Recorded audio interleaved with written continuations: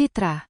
Transferan bulan ini belum masuk. Suara ibu mertuaku, Ibu Endang, masih terdengar lembut. Lebih tepatnya, ia hanya berusaha membuatnya terdengar lembut. Kini, aku bisa melihat dengan sangat jelas pisau yang tersembunyi di balik intonasi manis itu. Aku sudah memeriksa rekeningku. Sampai kemarin, memang belum ada dana yang masuk.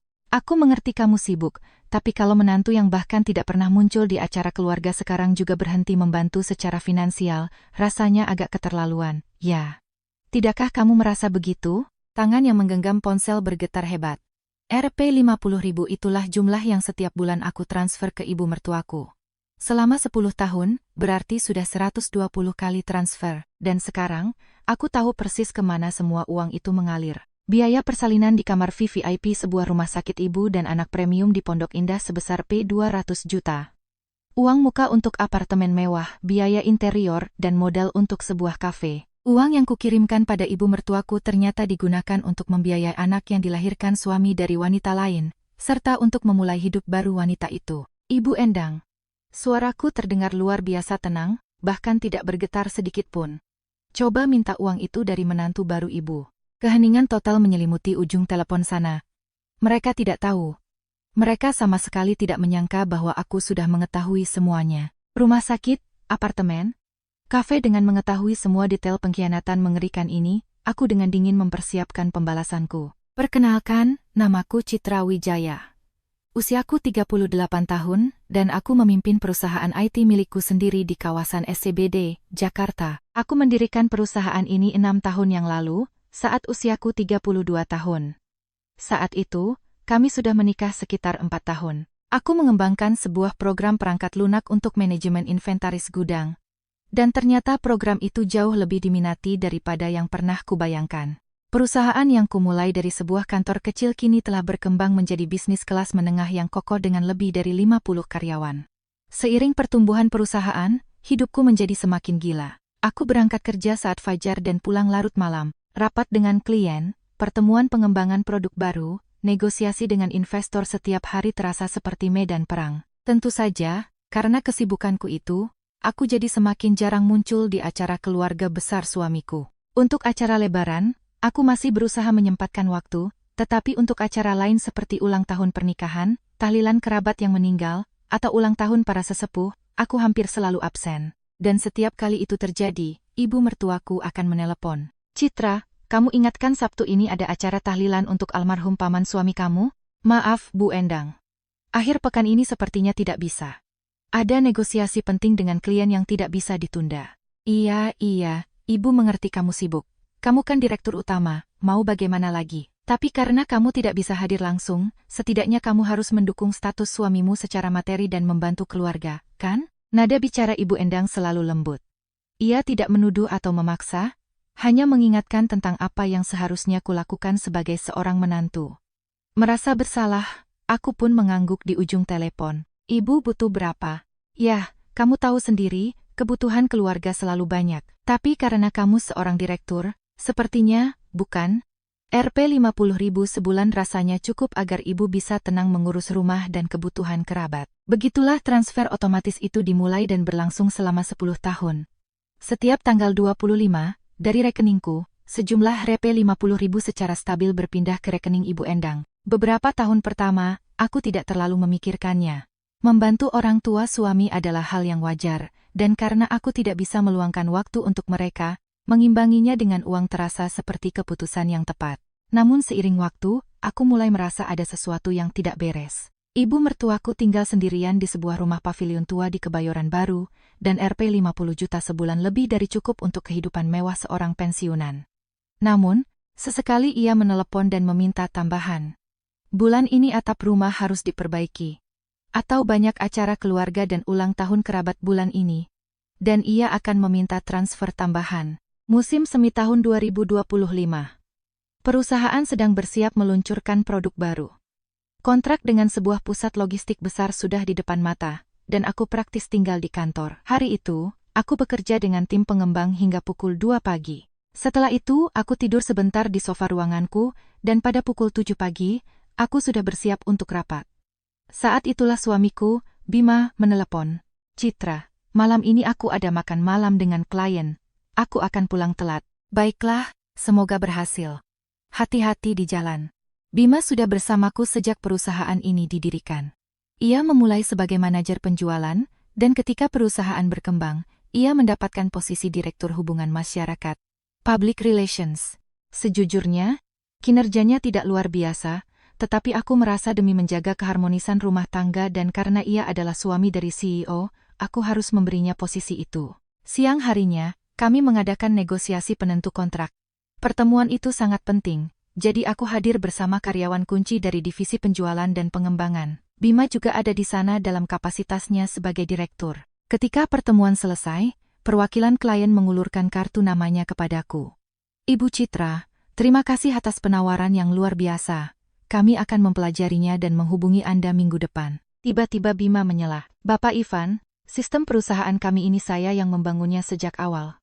Bagian teknis memang dikerjakan oleh tim developer, tapi seluruh model bisnisnya, anggap saja saya yang merancangnya.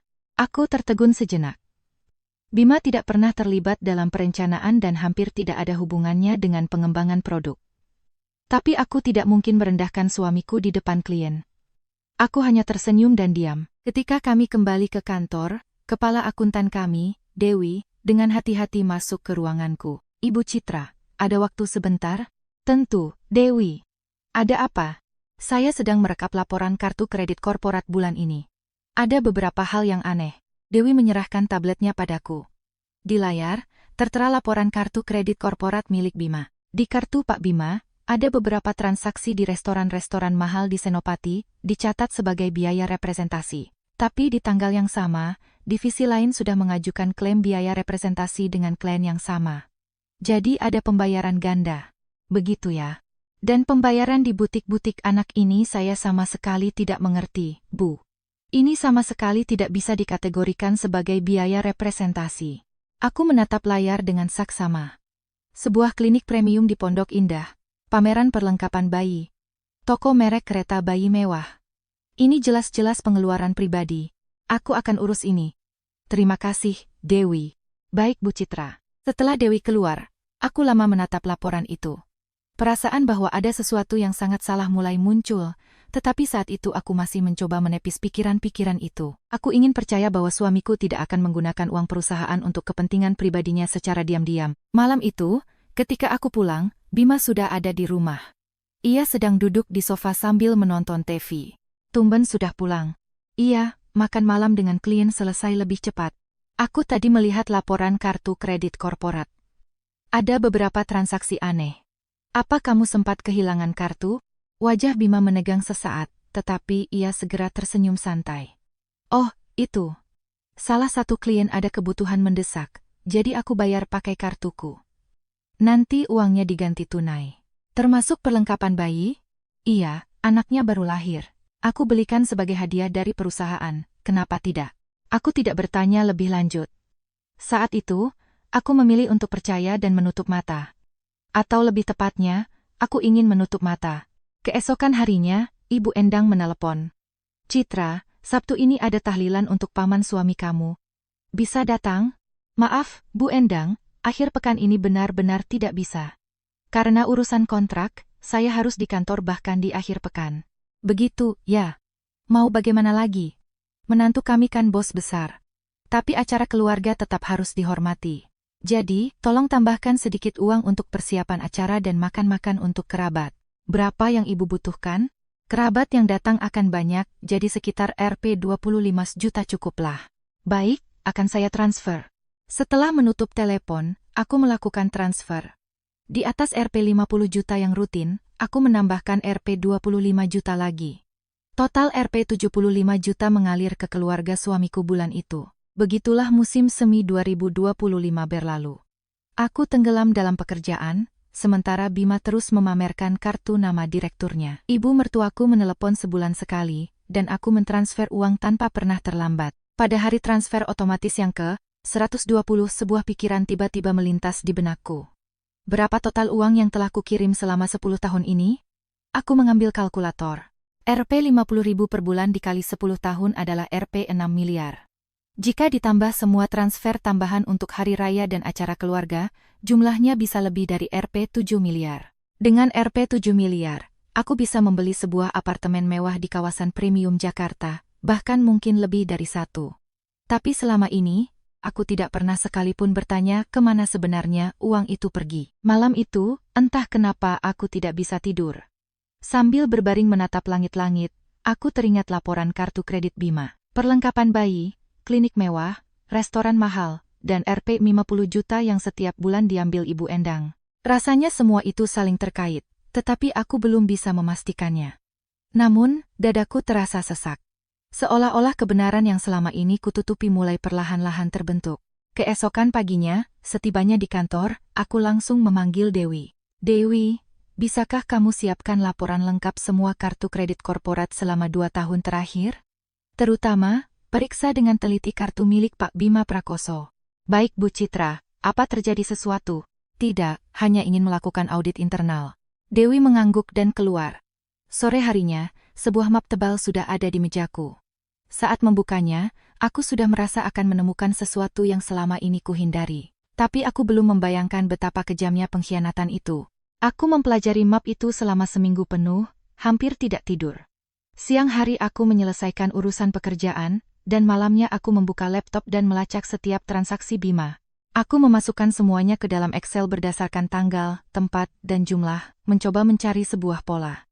Keanehan-keanehan mulai muncul satu persatu.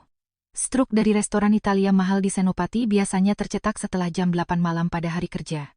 Tapi saat kucocokkan dengan jadwal rapat yang dilaporkan Bima, semua makan malam bisnisnya berakhir sebelum jam 5 sore. Dengan siapa ia makan malam dari jam 8 hingga 10 malam?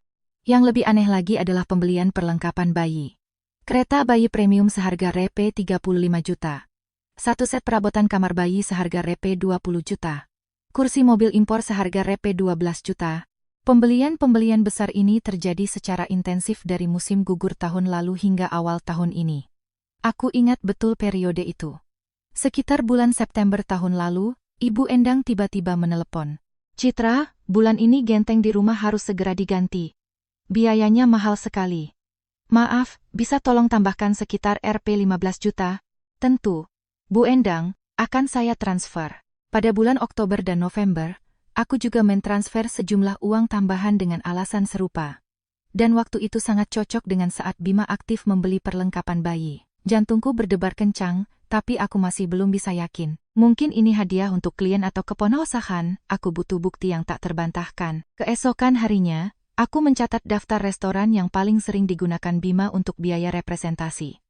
Yang paling sering muncul adalah sebuah restoran Italia mewah di daerah Gunawarman. Aku menemukan halaman Instagram mereka. Setelah lama menggulir lini masa, jariku berhenti. Sebuah unggahan dari bulan November tahun lalu. Foto makanan dengan keterangan, makan malam dengan tamu spesial di restoran kami. Di salah satu foto, di latar belakang, tampak sepasang kekasih yang sedikit buram. Pria itu adalah Bima. Gadis di sebelahnya masih muda dan cantik. Ia menyibakkan rambut panjangnya ke satu bahu dan tertawa sambil menatap Bima. Di antara mereka, di atas meja, ada gelas anggur dan lilin. Tanganku mulai gemetar. Tapi aku mengambil tangkapan layar, menyimpannya, dan melanjutkan pencarian. Akun media sosial pribadi Bima hampir tidak pernah diperbarui. Aku pun mulai memeriksa akun-akun karyawan, klien, dan kenalan bersama. Akhirnya, aku menemukan bukti yang menentukan itu. Itu adalah unggahan salah satu klien dari bulan Desember. Keterangannya berbunyi, "Selamat atas pembukaan kafe teman baikku." Pada foto-foto itu, terekam momen pembukaan sebuah kafe brunch yang trendy. Sebuah foto di mana mereka memotong pita membuat jantungku nyaris berhenti. Bima berdiri di samping seorang gadis muda, dan mereka bersama-sama memegang gunting. Itu adalah gadis yang sama dari restoran. Mereka tersenyum bahagia, sementara orang-orang di sekitar bertepuk tangan. Kafe itu bernama Brunch di Cafe Rania. Aku mulai membaca komentar. "Selamat ya. Akhirnya mimpimu terwujud. Keren ya, kalau ayahnya si kecil sangat mendukung seperti ini. Mau kasih kado apa ya buat pembukaan, sesuatu untuk kafe atau untuk bayinya?" Kata-kata ayahnya si kecil menusuk otakku. Aku meletakkan ponsel dan duduk diam untuk waktu yang lama. Pikiranku kosong, atau lebih tepatnya, semua kepingan puzzle tiba-tiba menyatu menjadi satu gambar utuh. Perselingkuhan Bima, seorang anak, dan sebuah kafe untuk wanita itu. Dengan jari gemetar, aku mengetik nama kafe itu di mesin pencari. Lokasinya berada di lantai dasar sebuah gedung apartemen baru yang mewah di dekat SCBD. Biaya sewa di sana pasti selangit. Dilihat dari foto interiornya, semuanya dibuat dengan sangat mewah. Untuk membuka kafe seperti itu, dibutuhkan modal minimal Rp 2,3 miliar. Dengan gaji Bima, itu tidak mungkin. Di perusahaan, ia menerima sekitar Rp 50 juta per bulan, dan hampir semuanya habis untuk biaya hidupnya. Jadi, dari mana uang itu berasal? Aku teringat pada Ibu Endang. Rp 50 juta setiap bulan. Selama 10 tahun tanpa jeda. Dan permintaan tambahan yang terus-menerus, terutama yang semakin sering terjadi pada musim gugur yang lalu. Aku membuka laptop dan memeriksa riwayat transaksi bankku. Aku menghitung uang yang kukirim hanya untuk Ibu Endang. Dari September hingga Februari, selain pembayaran rutin, aku mengiriminya tambahan sekitar Rp 120 juta. Dan waktu ini sangat cocok dengan periode ketika Bima membeli perlengkapan bayi dan mempersiapkan pembukaan kafe. Rasanya aku akan hancur. Mungkinkah ibu mertuaku memberikan uangku kepada selingkuhan putranya? Tidak, ini belum terbukti. Mungkin hanya kebetulan. Aku butuh lebih banyak fakta. Keesokan harinya, aku memanggil Dewi lagi. Dewi, selain kartu korporat, apakah ada pengeluaran lain yang dilakukan Pak Bima atas namanya melalui perusahaan? Atas namanya, sebentar saya periksa. 10 menit kemudian, ia kembali. Ibu Citra, pada bulan November tahun lalu, ada tagihan penggantian kaca depan mobil dinas Pak Bima.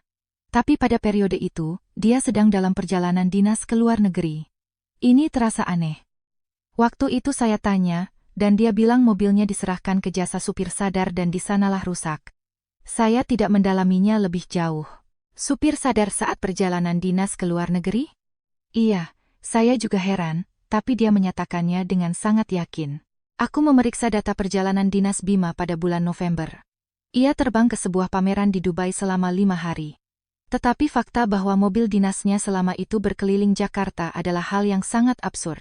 Dewi, apakah kita masih menyimpan data GPS tracker mobil itu untuk periode tersebut? Saya cek sekarang. Setengah jam kemudian, catatan rute mobil itu ada di hadapanku. Selama 5 hari Bima seharusnya berada di Dubai, mobil dinas itu setiap hari terparkir di dekat sebuah rumah sakit ibu dan anak premium di Pondok Indah. Pondok Indah. Melihat nama itu, aku mengerti segalanya. November adalah waktu kelahiran anak itu, dan Bima, dengan dalih perjalanan dinas, merawat selingkuhannya dan bayinya di rumah sakit menggunakan mobil perusahaan. Aku mencari harga di rumah sakit itu. Itu adalah salah satu tempat termahal di Indonesia. Menginap di kamar VVIP harganya sekitar Rp 200 juta. Siapa yang membayarnya? Aku tidak punya akses ke laporan bank ibu mertuaku, tetapi secara intuitif aku tahu. Uang yang kutransfer telah digunakan untuk membiayai selingkuhan suamiku dan anak mereka.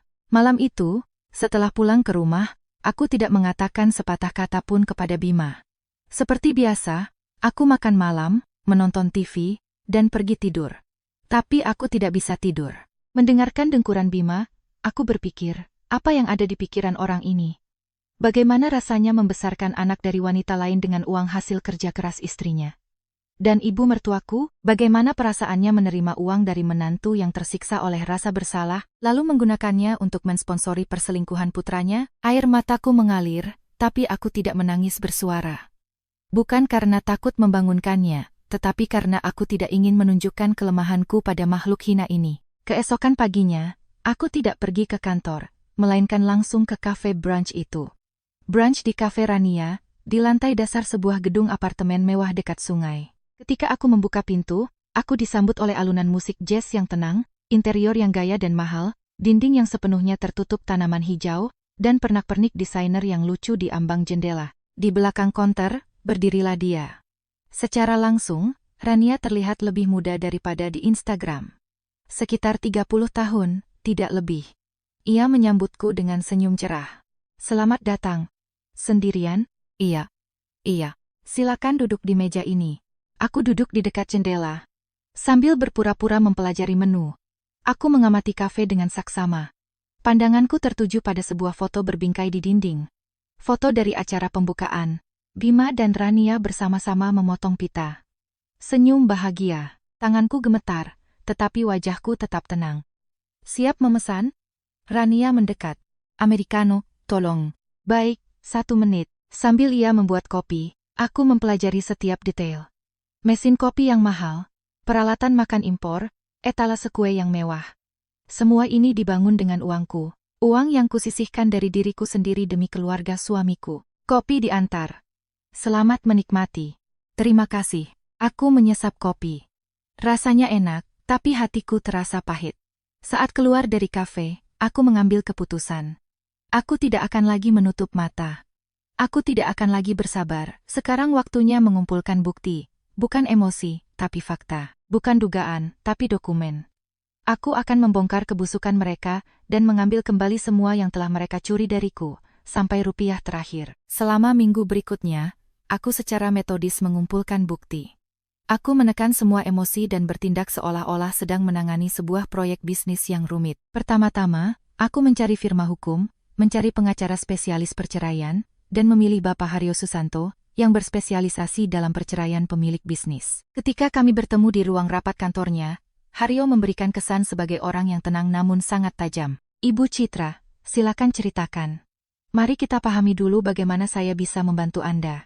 Aku meletakkan semua materi di atas meja. Laporan kartu kredit korporat Bima, data GPS, tangkapan layar dari media sosial, dan laporan transferku kepada Ibu Endang. Fakta perselingkuhan suami sudah jelas.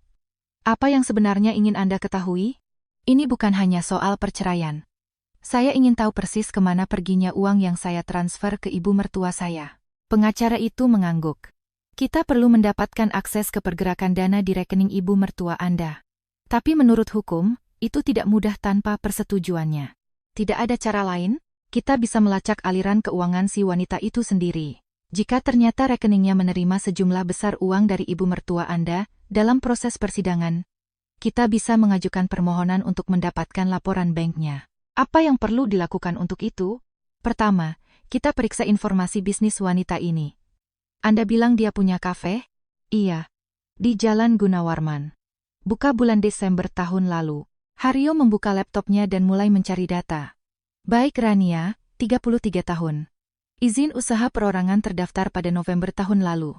Dilihat dari skalanya, investasi awalnya cukup besar. Kira-kira berapa? Menurut perkiraan, sekitar Rp 2,3 miliar. Untuk kafe format seperti ini, itu investasi yang serius. Rp 3 miliar. Dengan gaji Bima, itu tidak mungkin. Dari mana uangnya, Pak Haryo? Bisakah kita mencari tahu siapa yang membayar rumah sakit ibu dan anak itu? Itu institusi medis, ada kerahasiaan medis. Tapi kita bisa mengajukan permintaan resmi dari pengacara. Meskipun tanpa putusan pengadilan, mereka kemungkinan tidak akan mengungkap siapa pembayarnya. Aku pulang dan terus menggali.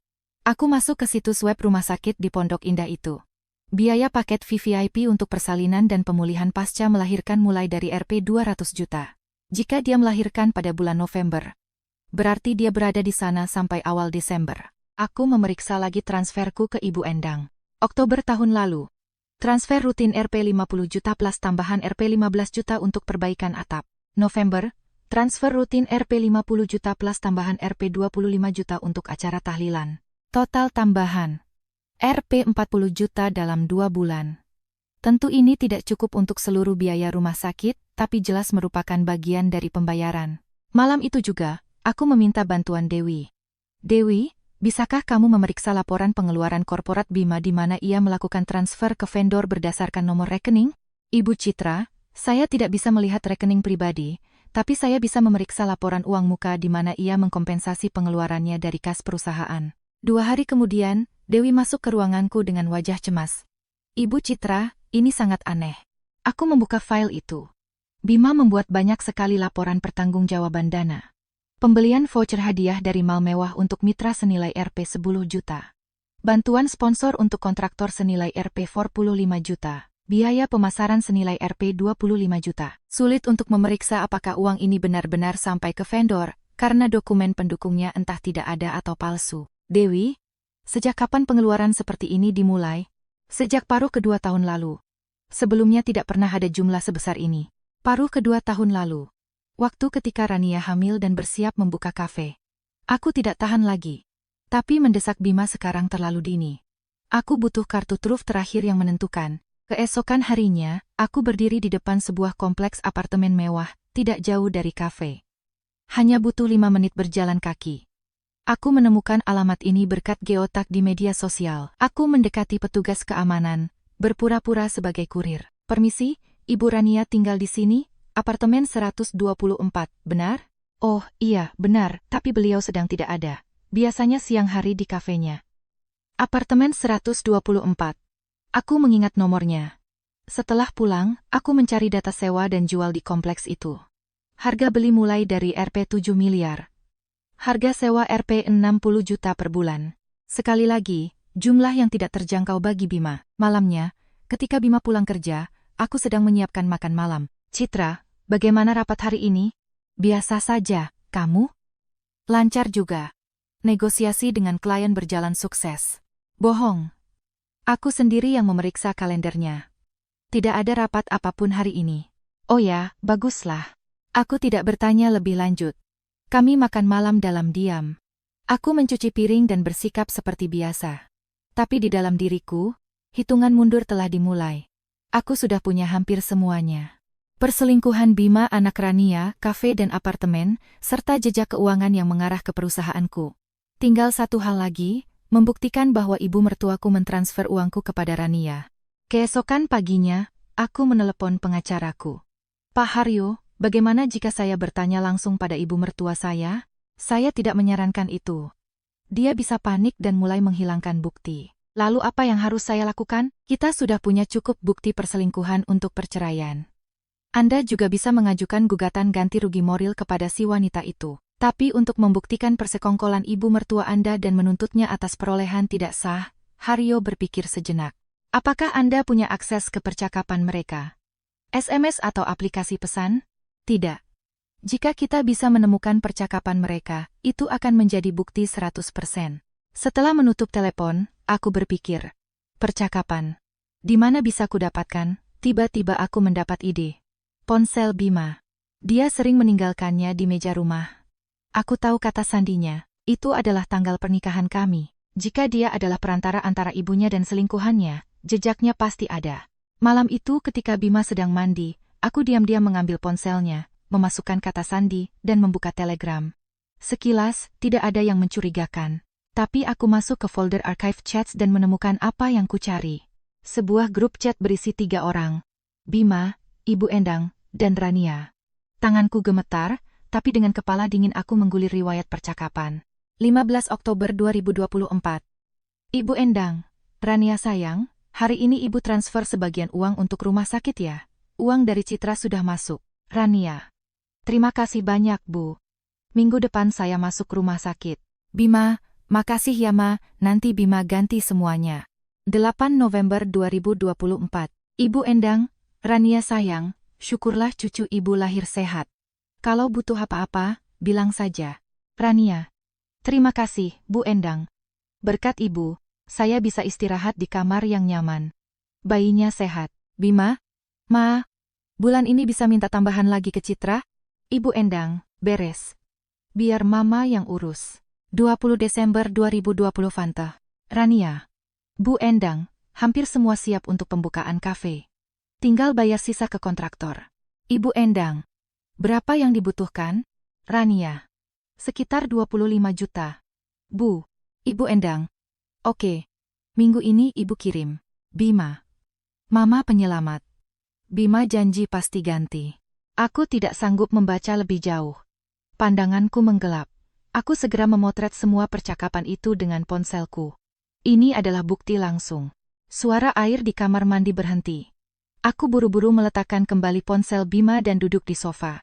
Ketika dia keluar, aku berpura-pura menonton berita. Citra, nonton apa? Kuma berita. Aku lapar. Bisa masakin Indomie? Tentu. Sambil dia berjalan ke dapur, aku mengepalkan tanganku. Sekarang aku punya semuanya, perselingkuhan, anak, kafe, apartemen. Dan yang terpenting, ibu suamiku membiayai semua ini dengan uangku. Selama 10 tahun, aku mensponsori keluarga mereka karena rasa tanggung jawab. Dan uang itu digunakan untuk membayar pengkhianatan suamiku. Sambil merebus Indomie, aku merencanakan langkah selanjutnya. Aku tidak akan berteriak, menangis, atau membuat keributan. Aku akan bertindak dengan perhitungan. Aku akan membuat mereka membayar semuanya. Sesuai hukum. Dan hal pertama yang kulakukan, Pada tanggal 24 Juni 2025 pukul 11 malam, aku membuka aplikasi mobile bankingku. Aku menemukan pembayaran otomatis ke rekening ibu mertuaku. Setiap tanggal 25, Rp 50.000.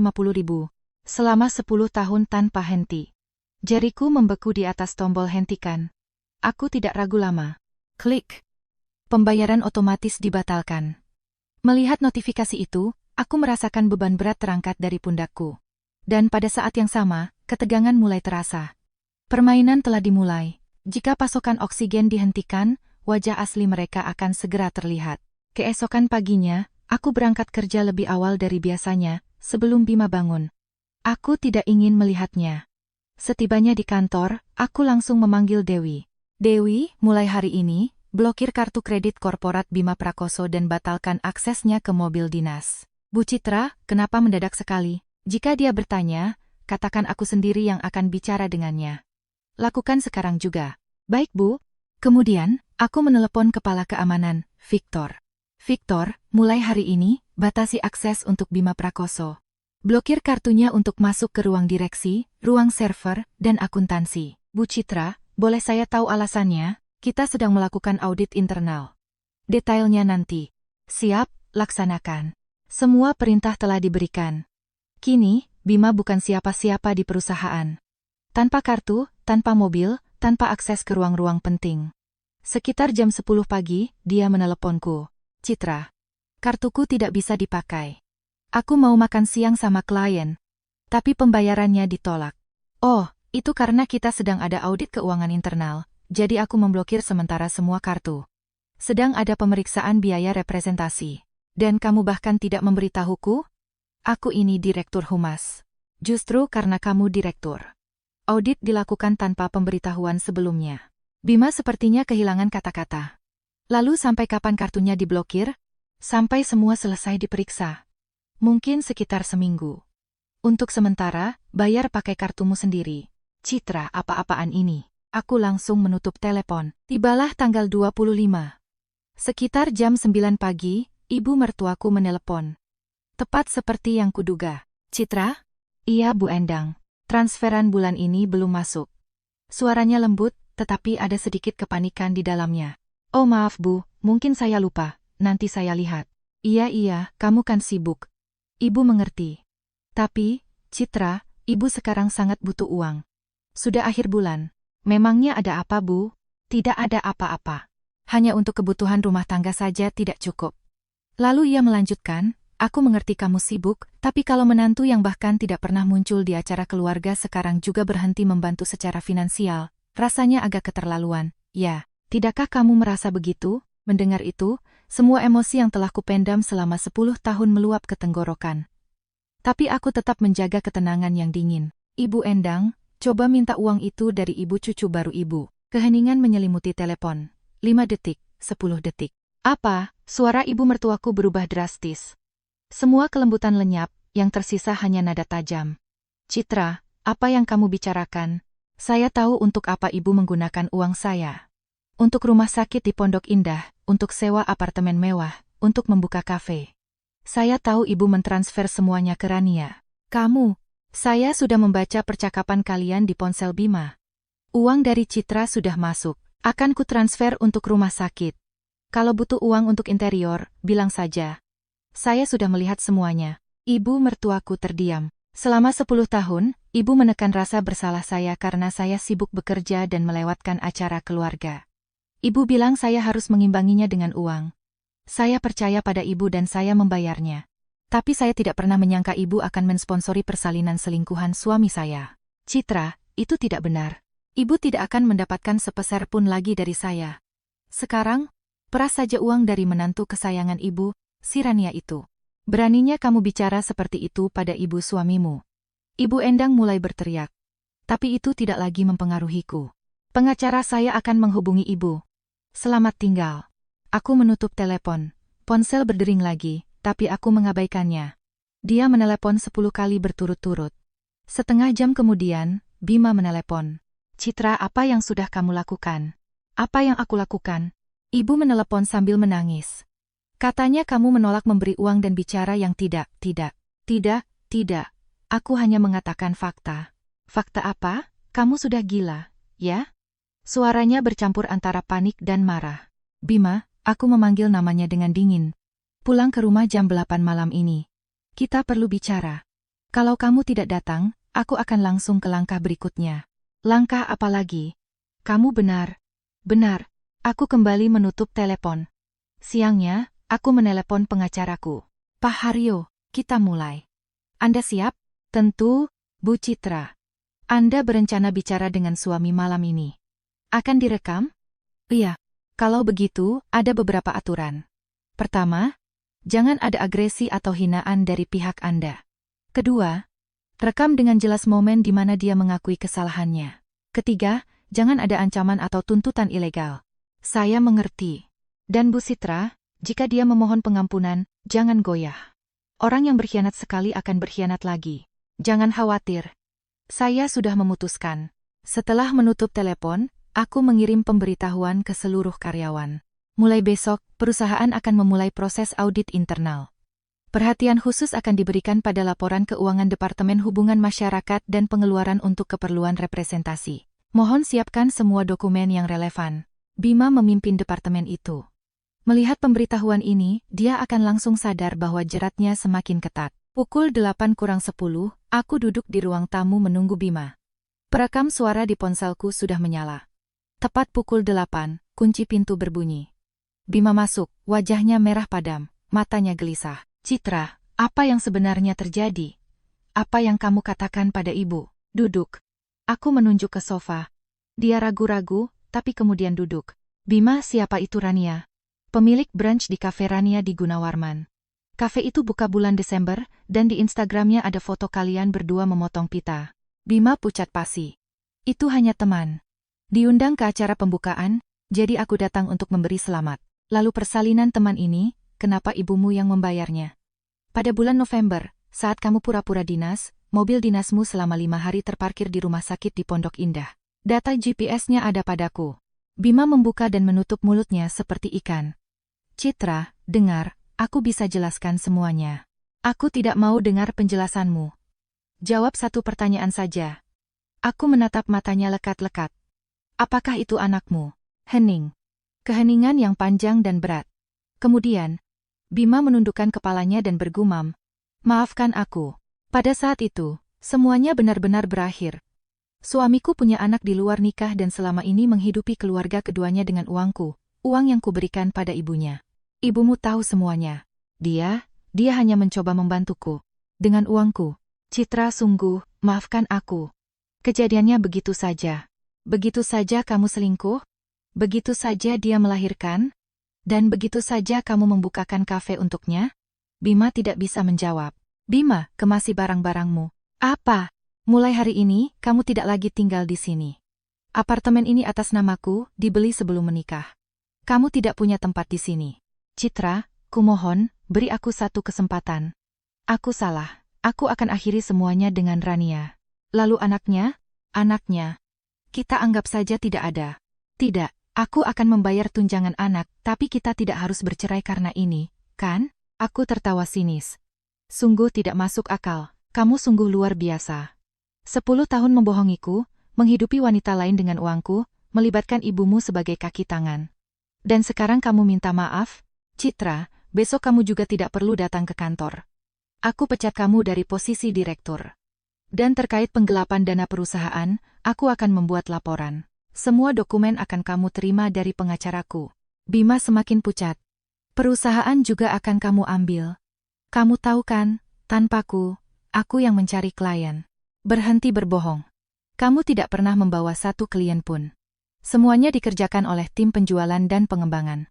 Kamu hanya pamer kartu nama karena kamu suami CEO. Aku berdiri dan berjalan ke kamar tidur. Kemasi barangmu dan enyah dari sini sebelum tengah malam, atau aku panggil polisi. Citra, tolong. Teriaknya di belakangku, tapi aku menutup pintu. Di balik pintu yang tertutup itu, untuk pertama kalinya aku menangis sejadi-jadinya. 10 tahun. Kepahitan dari pengkhianatan orang yang kupercayai, rasa sakit karena ibunya secara sinis memanfaatkanku. Perasaan bahwa segalanya telah runtuh. Tapi aku tidak menangis lama. Sekarang bukan waktunya untuk air mata. Sekarang waktunya untuk berperang. Keesokan harinya, Setelah Bima pergi, aku pergi ke pengacara dengan semua materi yang terkumpul dan rekaman percakapan. Bu Citra, percakapannya terekam. Iya, ini. Hario mendengarkan rekaman itu. Terdengar jelas bagaimana Bima mengakui kesalahannya dan mengkonfirmasi bahwa ibunya membantunya. Luar biasa. Untuk membuktikan kesalahan dalam perceraian, ini sudah cukup. Sekarang kita punya 3 jalur kerja. Hario mulai menulis di papan tulis. Pertama, gugatan cerai dan pembagian harta. Di Indonesia, sayangnya kompensasi besar untuk perselingkuhan itu sendiri tidak ada, tapi kita akan menekan dalam pembagian harta dan membuktikan bahwa dia menghabiskan harta bersama untuk merugikan keluarga. Kedua, gugatan untuk pengembalian dana atas dasar perolehan tidak sah kepada ibu mertua Anda dan Rania. Anda mentransfer uang untuk kebutuhan keluarga, dan ibu mertua Anda memberikannya kepada pihak ketiga tanpa persetujuan Anda. Menurut Kuh Perdata, kita punya hak penuh untuk menuntut uang itu kembali. Mendengar itu, untuk pertama kalinya aku merasa sedikit lega. Dokumentasinya bagaimana? Laporan dari rumah sakit, transfer untuk sewa, untuk kafe. Kita akan membutuhkan bukti transfer bank. Percakapan telegram Anda adalah dasar yang sangat baik bagi pengadilan untuk meminta data aliran dana di rekening mereka. Saya mengerti. Dan yang ketiga adalah melindungi kepentingan perusahaan Anda. Ini sudah bisa masuk ke ranah pidana. Penggunaan kartu korporat untuk kepentingan pribadi, laporan uang muka palsu, ini adalah pasal penggelapan dana. Apakah Anda siap sejauh itu? Aku berpikir. Aku tidak ingin memenjarakannya, tapi aku ingin mengembalikan uang yang dicuri dari perusahaan dan memastikan dia tidak akan pernah berani mendekati bisnisku lagi. Kalau begitu, kita ajukan gugatan perdata untuk ganti rugi material kepada badan hukum, dan kita lakukan prosedur pemecatan berdasarkan pasal kehilangan kepercayaan. Di anggaran dasar perusahaan ada aturan tentang pemberhentian direktur. Ada. Bagus. Adakan rapat dewan direksi minggu ini. Tunjukkan semua bukti ini kepada mereka. Kembali ke kantor, aku tidak menemukan Bima. Siang harinya, sebuah pesan masuk darinya. Citra, kumohon. Ayo kita bertemu dan bicara. Aku mengabaikannya. Pukul 3. Dewi berlari ke ruanganku. Ibu Citra, saya sudah merangkum semua laporan Pak Bima. Lihat ini. Selama 2 tahun terakhir, Bima telah menarik sekitar Rp 4 miliar melalui laporan uang muka dan kartu korporat. Lebih dari setengahnya tidak memiliki dokumen pendukung yang layak, hanya dicatat sebagai pemasaran dan biaya representasi. Dan jumlah sebesar itu bisa keluar tanpa konfirmasi? Iya, Bu. Dia kan direktur, dan juga suami Ibu. Mungkin kami terlalu longgar dalam hal ini salah saya, kata Dewi sambil menunduk. Ini bukan salahmu, Dewi. Ini salahku karena tidak mengawasi. Buatkan salinannya untuk pengacara. Baik, Bu. Malamnya, Rania menelepon. Awalnya aku tidak mau menjawab nomor tak dikenal, tapi akhirnya aku angkat. Halo? Ibu Citra, ini Rania. Suaranya terdengar sangat tenang. Saya dengarkan. Saya tahu dari Bima bahwa Anda sudah tahu semuanya. Saya ingin meminta maaf. Saya salah. Sejak awal saya tahu dia sudah menikah, tapi saya tetap... Rania terdiam, lalu berkata, Ibu Citra, saya juga korban. Bima bilang kalian akan segera bercerai, bahwa dia punya setengah saham di perusahaan Anda, dan setelah cerai dia akan dapat uang banyak. Aku tertawa, sungguh absurd. Saham, di perusahaan ini, saya adalah pendiri tunggal. 100% saham milik saya, Bima tidak punya 1% pun. Apa? Dan soal dia akan dapat uang banyak setelah cerai, mengingat penggelapan dana dari kas perusahaan, dia akan keluar dari pernikahan ini dengan utang yang sangat besar. Aku mendengar Rania menarik napas berat di telepon. Jadi, dia membohongi saya. Ibu Citra, saya menelepon bukan tanpa alasan. Suaranya mulai bergetar. Saya sekarang tidak tahu harus berbuat apa. Cicilan modal kafe sudah jatuh tempo, uang sewa apartemen tidak ada. Anak butuh biaya, dan Bima tidak mengangkat telepon. Itu bukan masalah saya. Ibu Citra, kumohon, saya percaya padanya. Rania, aku memotongnya dengan dingin. Saat berhubungan dengan pria beristri, Anda harus siap dengan konsekuensinya. Seharusnya Anda memeriksa dulu siapa istrinya dan siapa pemilik uang yang sebenarnya. Jangan harapkan simpati dari saya. Dan jika Anda butuh sesuatu dari Bima, ajukan tuntutan tunjangan anak melalui pengadilan. Jangan telepon saya lagi. Aku menutup telepon. Tanganku gemetar karena marah dan jijik. Malam itu, Bima menelepon lagi. Kali ini aku menjawab. Citra, Rania menuntut aku menandatangani perjanjian tunjangan anak. RP 25 juta sebulan. Bagus, sesuai hukum, kamu wajib bayar. Di mana aku bisa dapat uang sebanyak itu? Kamu memecatku. Kartu diblokir. Itu masalahmu. Citra, kumohon, bantu aku. Aku bisa mati. Tidak akan. Kamu masih harus bolak-balik ke pengadilan. Mengembalikan utang ke perusahaan. Aku menutup telepon. Keesokan harinya, aku mengumpulkan dewan direksi. Sambil meletakkan dokumen di meja, aku mengumumkan, agenda hari ini, pemberhentian Direktur Hubungan Masyarakat, Bima Prakoso. Bisik-bisik terdengar di ruangan. Ibu Citra, ada apa? Selama 2 tahun terakhir, Direktur Bima telah menggunakan dana korporat untuk kepentingan pribadi dan menyebabkan kerugian perusahaan lebih dari Rp 4 miliar melalui pemalsuan laporan uang muka. Selain itu, dia tidak menjalankan tugasnya sambil tetap menerima gaji dan bonus. Aku menunjukkan kepada mereka laporan keuangan, data GPS, dan struk palsu. Fakta-fakta berbicara sendiri. Berdasarkan hal ini, sesuai anggaran dasar perusahaan, saya mengajukan pemungutan suara untuk memberhentikan Saudara Bima Prakoso berdasarkan pasal kehilangan kepercayaan. Dewan Direksi saling pandang. Ibu Citra, apakah ini tidak ada unsur motif pribadi? Tanya salah satu direktur dengan hati-hati. Motif pribadi kita selesaikan di pengadilan perceraian. Ini murni masalah keamanan perusahaan. Jika dia bukan suamiku, dia sudah dipecat dan masuk penjara setahun yang lalu. Siapa yang setuju? Semua suara setuju dengan bulat. Setelah rapat, aku mengirimkan surat pemberhentian resmi kepada Bima. Sore harinya, Bima muncul di depan kantor. Petugas keamanan meneleponku. Ibu Citra, Pak Bima ada di lobi. Aksesnya diblokir. Dia marah-marah. Bagaimana? Biarkan saja di sana. Jangan izinkan masuk. Siap. Aku mendekati jendela dan melihat ke bawah. Bima berdiri di dekat pintu masuk, menatap ke atas. Dia terlihat menyedihkan. Kemana perginya pria yang kucintai 10 tahun lalu? Apakah dia pernah benar-benar ada? Telepon bergetar. Ibu mertuaku menelepon. Aku tidak menjawab. Sebuah pesan masuk. Citra, kita perlu bertemu. Kumohon. Aku menghapus pesan itu. Larut malam, pengacaraku menelepon. Bu Citra, pengacara suami Anda sudah menghubungi saya. Sudah?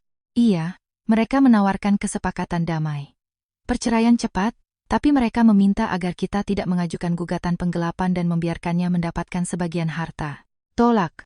Berarti kita lanjut ke pengadilan. Iya, sampai jumpa di pengadilan. Sebulan kemudian, sidang pertama digelar. Juli 2025. Panas Jakarta yang menyengat. Ketika aku masuk ke ruang sidang, Bima sudah duduk di samping pengacaranya. Penampilannya sangat berubah. Jasnya terlihat kebesaran.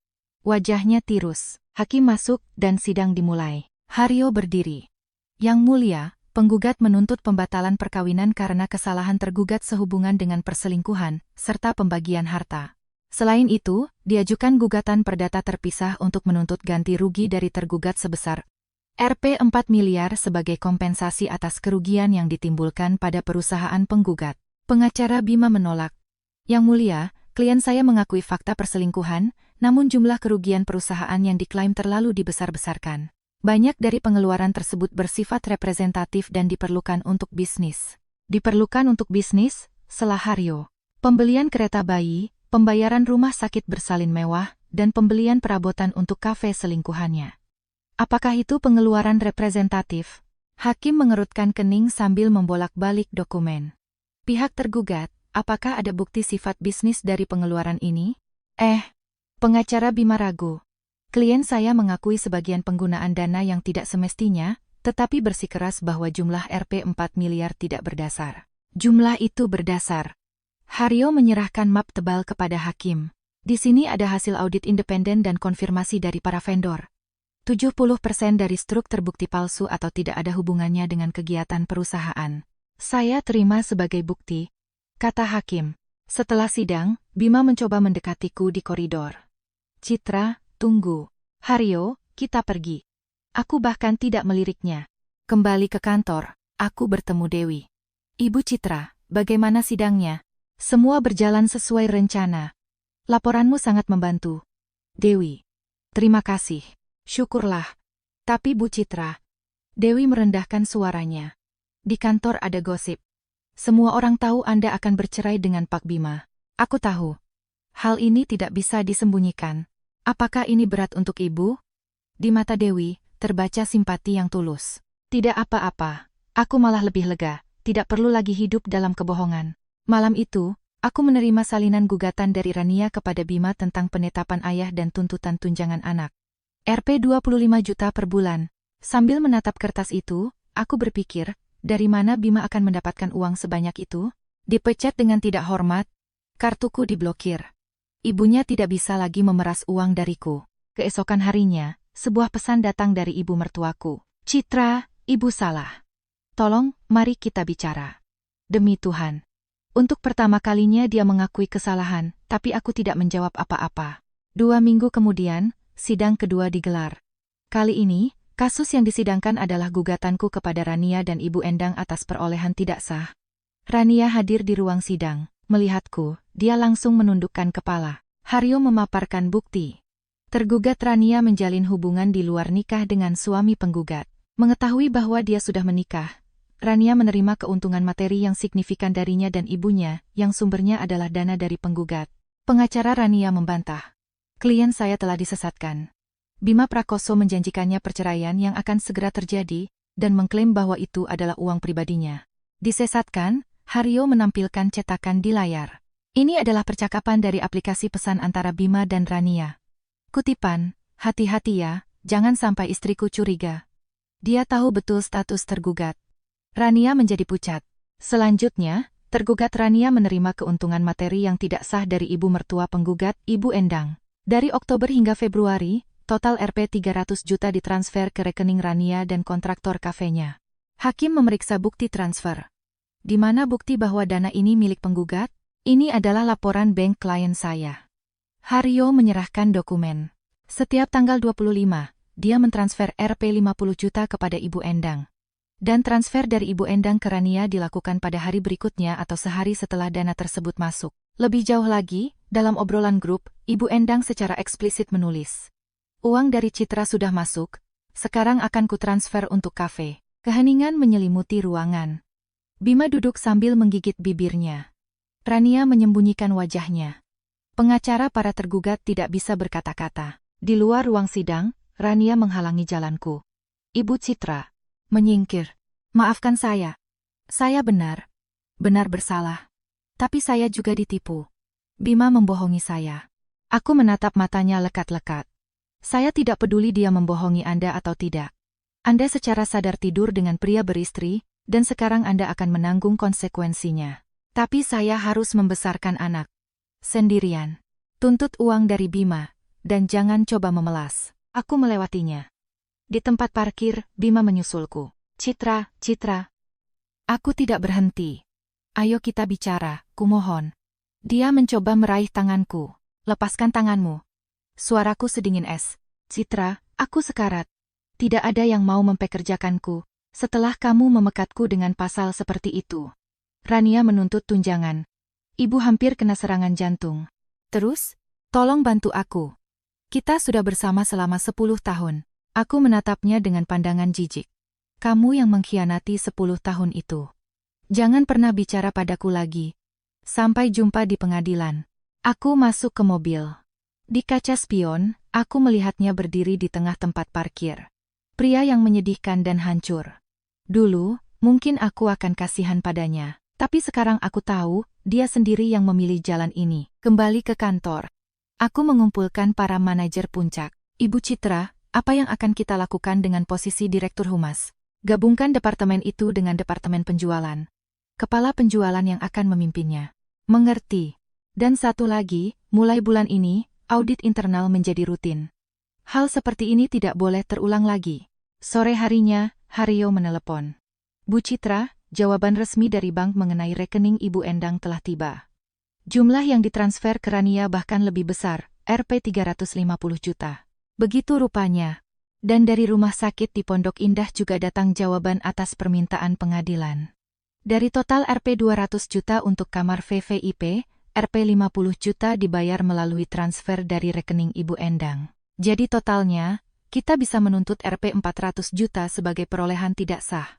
Kerja bagus Pak Haryo. Malamnya di rumah, aku menuang segelas anggur. Aku teringat bagaimana aku bertemu Bima 10 tahun lalu. Aku sedang jatuh cinta. Tapi apakah itu nyata? Atau aku hanya melihat apa yang ingin kulihat? Sekarang itu tidak penting lagi. Yang utama, ini sudah berakhir. Aku mengangkat gelasku, menatap gemerlap lampu Jakarta malam hari dari jendela. Untuk awal yang baru, kataku pada diri sendiri. Awal Agustus, sidang ketiga digelar. Kali ini, Ibu Endang dipanggil sebagai saksi. Melihat ibu mertuaku di ruang sidang, untuk pertama kalinya aku merasakan sedikit tusukan di hati. Dia terlihat sangat tua dan kurus. Tapi aku segera menekan perasaan itu. Haryo memulai interogasi. Selama bertahun-tahun Anda menerima Rp 50 juta setiap bulan dari penggugat? Iya, jawabnya dengan suara gemetar. Untuk apa Anda menggunakan uang itu? Untuk hidup. Untuk keluarga. Untuk keluarga. Anda tinggal sendirian. Anda menghabiskan Shopee 50 juta sebulan hanya untuk diri sendiri? Ya, renovasi, obat-obatan. Saksi, Anda telah diperingatkan tentang tanggung jawab memberikan kesaksian palsu. Haryo menunjukkan bukti transfer bank kepada hakim. Menurut laporan ini, sebagian besar dana tersebut ditransfer ke rekening saudari Rania. Sehari setelah penggugat mentransfer Rp 50 juta kepada Anda mengirimkan Rp 25 juta, Rp 30 juta ke Rania. Anda membayar rumah sakit. Apakah ini yang Anda sebut biaya hidup? Ibu Endang terdiam. Saksi, apakah Anda mengakui bahwa dengan uang yang diterima dari menantu Anda membiayai selingkuhan putra Anda dan anak di luar nikahnya? Saya tidak punya pilihan lain. Suara ibu mertuaku bergetar karena air mata. Bima bilang dia akan punya anak. Itu cucu saya. Apa yang harus saya lakukan? Dan karena itu Anda mencuri uang dari istri sah putra Anda? Citra selalu sibuk. Dia tidak pernah datang ke acara kami. Dia sendiri yang bilang ingin menebusnya dengan uang. Saya tidak mencuri apa-apa. Anda mengambil uang dengan dalih kebutuhan keluarga Anda, tetapi menghabiskannya untuk menutupi perselingkuhan putra Anda. Itu adalah persekongkolan dan perolehan tidak sah. Ibu Endang menundukkan kepala dan menangis. Aku tidak merasakan sedikit pun kasihan padanya. Kemudian, Bima diinterogasi. Tergugat, apakah Anda mengakui fakta penarikan dana dari perusahaan? Tanya Haryo. Saya tidak punya cukup uang untuk Rania dan anak saya. Saya meminta ibu membantu, tapi kemudian terpaksa mengambil dari perusahaan. Jadi Anda secara sadar merampok perusahaan istri Anda untuk menghidupi keluarga kedua? Maaf.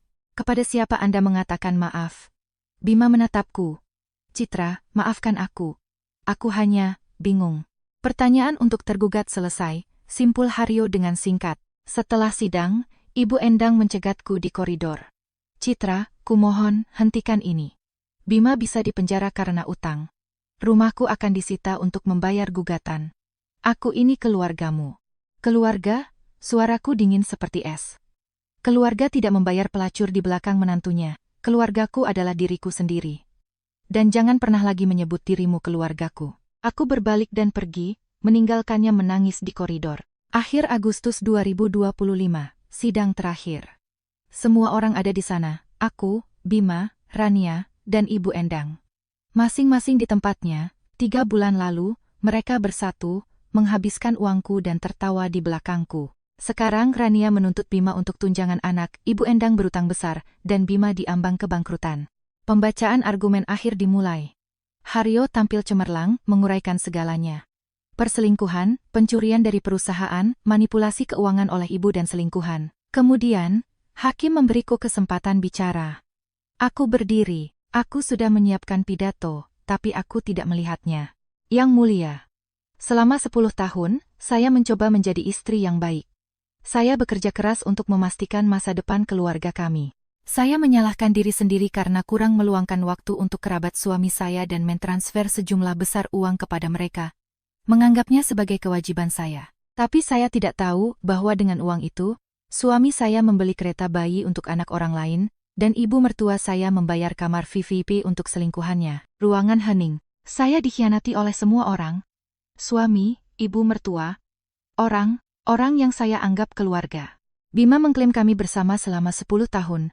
Tetapi selama 10 tahun itu dia hanya memanfaatkanku, memanfaatkan cintaku, perusahaanku, uangku.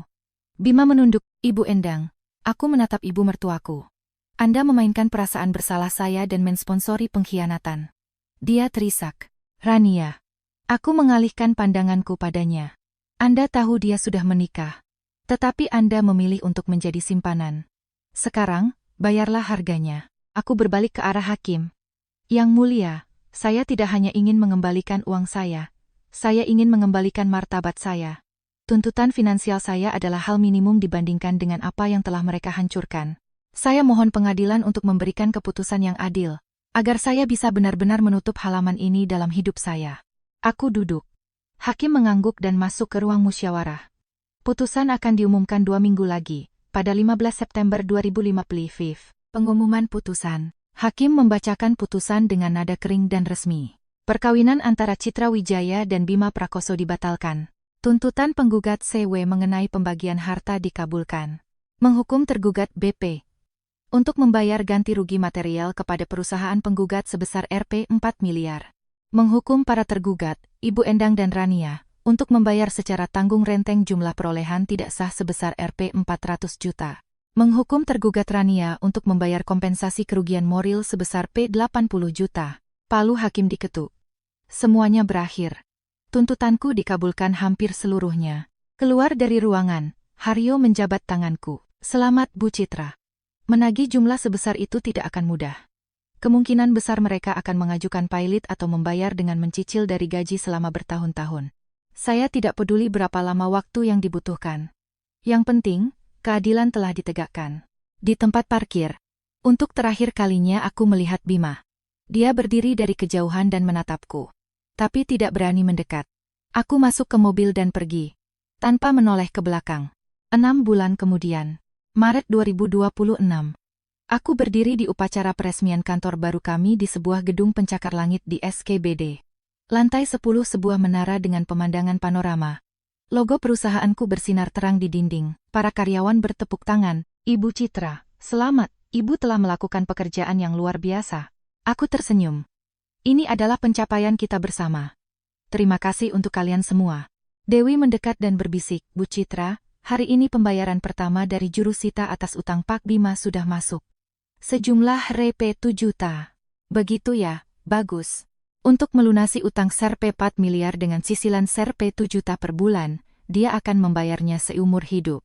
Bima sekarang bekerja sebagai manajer tingkat menengah di sebuah perusahaan kecil. Jurusita menyita setengah dari gajinya. Rania menutup kafenya dengan kerugian besar dan sekarang juga bekerja kantoran, mencoba melunasi utang sambil menghidupi anaknya. Dari Ibu Endang, aku tidak pernah mendengar kabar lagi. Sepertinya, dia harus menjual rumahnya untuk menutupi sebagian utang dari putusan pengadilan. Setelah upacara, aku masuk ke ruang kerjaku yang baru. Luas, terang, dengan pemandangan seluruh Jakarta. Di meja tidak ada lagi foto pernikahan, hanya foto dengan tim pengembang dan penghargaan-penghargaan bisnis. Telepon berdering. Seorang klien besar. Ibu Citra, selamat atas kantor barunya. Tempat yang luar biasa. Terima kasih Pak Ivan, mari kita diskusikan kontrak baru kita minggu depan. Dengan senang hati. Setelah menutup telepon, aku mendekati jendela. 10 tahun yang lalu, aku memulai dari sebuah ruangan kecil. Aku menyeret beban berupa suami yang tidak berguna dan ibu mertua yang serakah. Sekarang, beban itu telah terlepas. Aku berdiri di sini hanya berkat kekuatanku sendiri, dan aku tidak merasa takut. Aku merasakan kebebasan mutlak. Dewi melongok ke dalam ruangan. Ibu Citra, kita akan merayakannya hari ini. Kan? Tentu. Kita bertemu di lobi jam 6. Dewi pergi. Aku membuka lasi paling bawah mejaku. Di sana tergeletak sebuah foto lama terakhir, di mana aku dan Bima masih tersenyum bahagia. Aku menatapnya lama, lalu dengan tenang memasukkannya ke mesin penghancur kertas. Suara gemerisik pisau yang menghancurkan kertas itu. Dengan suara itu, masa lalu benar-benar lenyap. Aku mengambil tasku dan keluar dari ruangan. Kantor baru, proyek baru, kehidupan baru. Semuanya baru saja dimulai.